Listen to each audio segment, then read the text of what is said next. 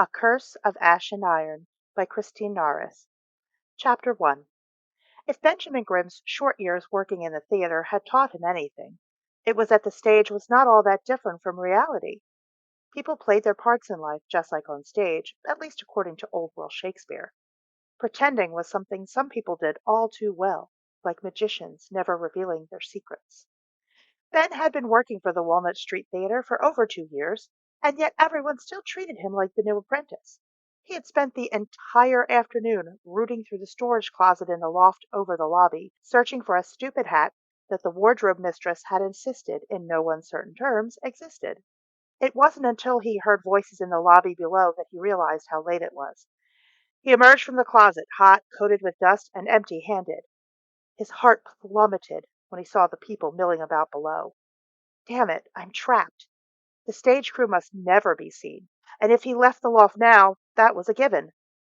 The official reason for such a silly rule was that it spoiled the illusion, but Ben thought it more likely that seeing the lowly stagehands would insult the delicate sensibilities of the fan-fluttering, top-hat-wearing patrons. Ben snorted a laugh as he imagined himself strolling through the lobby in his braces and shirt sleeves, leaving a trail of dust. While the looks on their faces would be terrific for a good laugh, it wasn't worth losing his job to see, at least not today. So Ben watched the crowd below, debating the best way to get out of his tricky situation. When a girl he thought he knew entered with the rest of the audience for the evening performance, he leaned on the railing and stared, his crisis forgotten. He leaned over a little further and squinted, but the girl was too far away for him to be sure it was Eleanor Banneker. Memory, or maybe the flickering gas flames that lit the lobby, could be playing tricks with him. No, it was more than faulty recollection or bad illumination that caused him to doubt his eyes. The girl he watched from the shadows wore a lavender and green silk gown that hugged her frame, revealing the curves of a grown woman. It couldn't be Ellie, then. She would have just turned 17, and it was impossible she would look like that. Ben kept his gaze on the mystery woman and tried to remember how many years it had been since he had seen Ellie, using his fingers to count backward.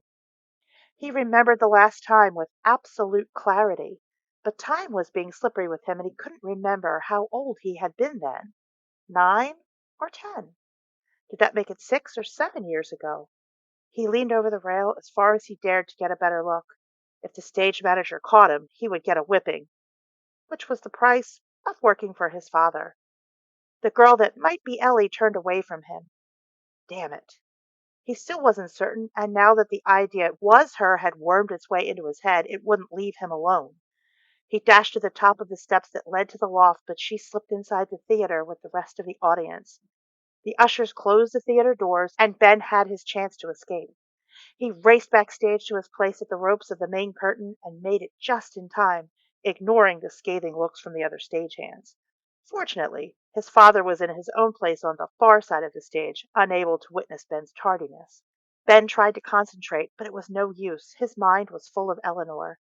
His distraction caused him to run into the lead actress during the first scene change, and he almost missed his cue at the end of Act 1. When intermission was nearly over, he peeked out from behind the curtain to try and get another look at his mystery girl. Someone tapped him on the shoulder. "Hey, Dad," the tapper whispered. Ben looked over his shoulder at a short, stocky man in his early 20s, Ronald, a fellow stagehand. "What are you doing? Are you going to help me lift this fly or not? The backdrop weighs a ton, you know. I can't do it by myself." Ben waved him away. "I'm busy. Go find Artie. He'll help you." Ron made an annoyed sound, but cleared off. Ben returned to his people watching. The audience trickled in, and Ben spied the girl in question on her way down the aisle, coming right toward him. His heart gave an unexpected leap and his throat went suddenly dry. It was definitely Ellie. She looked the part of the society girl she was born to be, lovely and graceful. Certainly lovelier than the overdressed peacock beside her. Benjamin did a double take when he realized the peacock was Rebecca, Ellie's stepsister. Ben remembered little of Rebecca, except that she was a plump little mouse of a girl who rarely spoke. She was still on the plump side and wore a pained, uncomfortable look along with her emerald evening gown, as if her corset was laced too tightly. The expression was one she had inherited from her mother, Ellie's stepmother. The woman herself walked behind Ellie, shepherding the two girls down the aisle toward their seats. Ben stifled a laugh. The old crow had seen the bad end of the year since they had last met, her hair streaked with gray and her skin sagging around the jaw and neck. But her eyes, cold as the Delaware in winter, were exactly as he remembered. He wondered if the second Mrs. Banneker could feel the heat of his glare. The roar of applause jolted Ben out of his reverie. The lights lowered, he raised the curtain, and the second act began. In between set changes, he dashed back to his place to look at Ellie. The performance ended, and Ben couldn't let her go without one last look. He lowered the main curtain, apparently a bit too quickly for the lead actor. "Excuse me, but I was not finished with my curtain call," he shouted at Ben as he dashed toward the stage door. Ben tumbled out onto Ninth Street and charged toward the corner. Breathing hard, he peeked around to Walnut Street and the theater's entrance. A line of horse-drawn carriages waited by the curb, ready to take the audience members home, or to a late supper, or to various clubs to drink bourbon and gin. Ben reached into his pocket, his fingers finding a brass gear, his lucky talisman.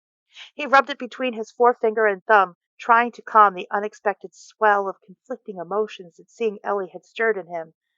Curiosity, excitement, anticipation. Did she still love to sing and dance, or to read everything she could get her hands on? The space of the years between then and now called to Ben, begging to be filled.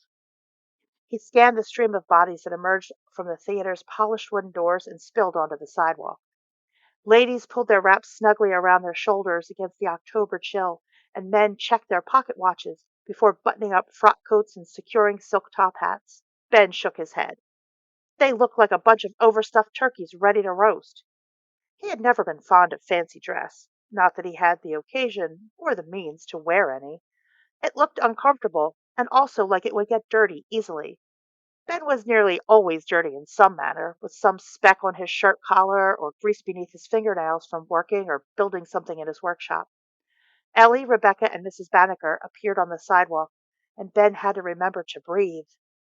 Ellie's cloak covered her gown, but she stood tall, moving as if her feet barely touched the ground. She had always been graceful. Dancing lessons, insisted upon by her mother since she was young, had probably helped. Ben smiled as the younger version of the girl he saw before him appeared in his mind, twirling and curtsying in time to her governess's tapping on the floor of the cane, while Rebecca served as her dancing partner. He hadn't been allowed to watch, of course, and Ellie's governess would rather have set her hair on fire than let Ben stand in for Rebecca. But he had sneaked a peek now and again, just like he was doing now.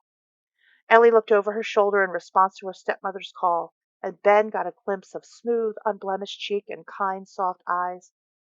Ben noticed it again, the same something he had seen in the lobby that made her appear older, more careworn. He wasn't sure what it was, but he recognized it. He had seen the same look in his mother's eyes once in a while, when she thought Ben wasn't paying attention. He wanted to call out to Ellie to shout his joy and surprise over seeing her, but of course he could not. The social gap between them was too wide for sidewalk greetings outside the theater. "Where is Mr. Banneker this evening?" one of the stuffed turkey men asked Ellie's stepmother. "I've not seen him in months. Not working late on a Friday evening, is he? The banks are all closed." He chuckled at his own joke. Mrs. Banneker stiffened beneath her fur wrap.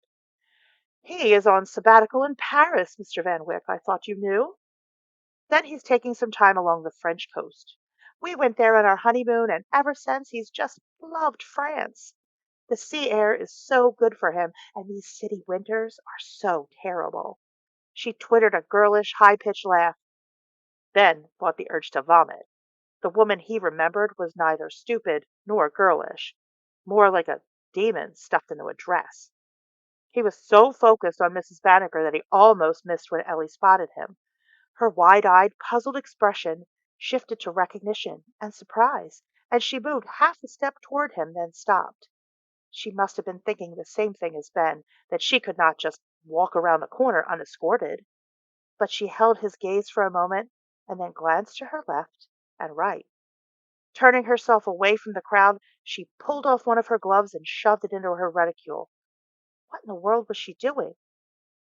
"Excuse me, Ma'am, I seem to have lost one of my gloves. Mrs. Banneker turned away from Mr. Van Wyck and faced Ellie. Her face puckered for a split second in irritation, smoothing quickly into a look of benevolence. Lost a glove, my... She swallowed, her lip twisting up as if she had tasted something bitter. Dear? Ellie's smile never faltered. Yes, I'm such a goose. I must have dropped it inside. I'll just go and look for it. I won't be a moment. She excused herself and walked into the theater, leaving her stepmother standing with her mouth open.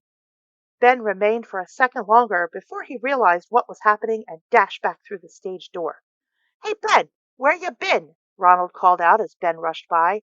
And just where are you going?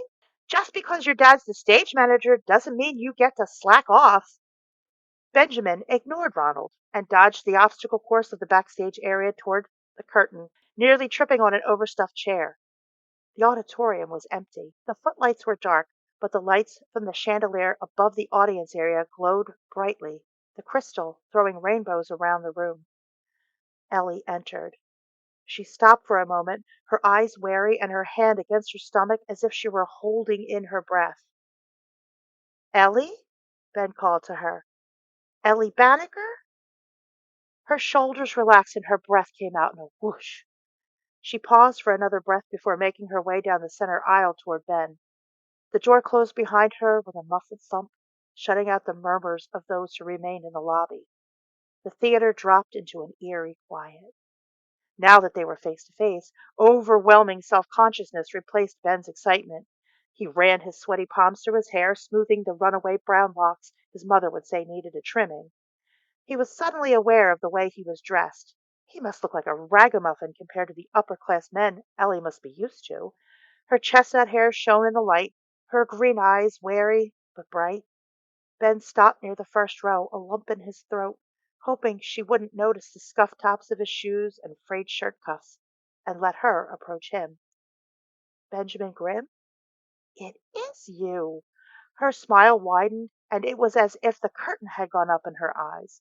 The sadness Ben had seen before lifted, and she became a girl of 17. She reached out to him with her bare hand. His nervousness evaporated like morning fog. He wiped his hands on his pants and then grasped hers tightly, catching the slight scent of soap and rose water. Ben had expected the soft hand of the daughter of a prominent banker, hands used to doing embroidery and playing the piano, but there were calluses on her palm, the nails short and ragged.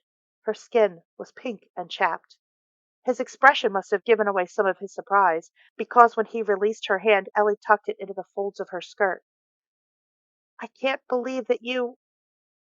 It's been so long, Ben. You've grown,